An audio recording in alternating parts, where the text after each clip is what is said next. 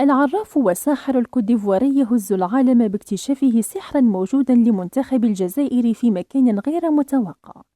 ستنصدم. فيديو خطير يهز العالم. إمام مسجد عاصمة الكوتديفوار يصنع الحادث باكتشافه سحرا موجودا في جسم محرز. انظر ماذا وقع. صنع إمام مسجد عاصمة الكوتديفوار الحادث يوم أمس الجمعة بين رواد منصات التواصل الاجتماعي في الجزائر، بعد تصريحات مثيرة أدلى بها لوسائل إعلام جزائرية تحدث فيها عن قائد المنتخب الجزائري رياض محرز.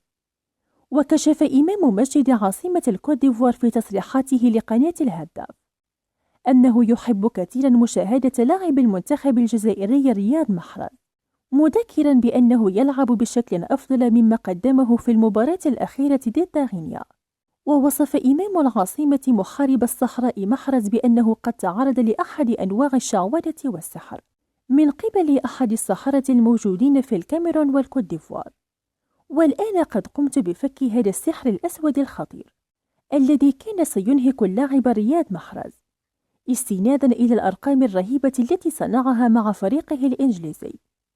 الآن محرز قادر على إعطاء 1000% مع منتخب بلده الجزائر بعد فك هذا السحر الخطير.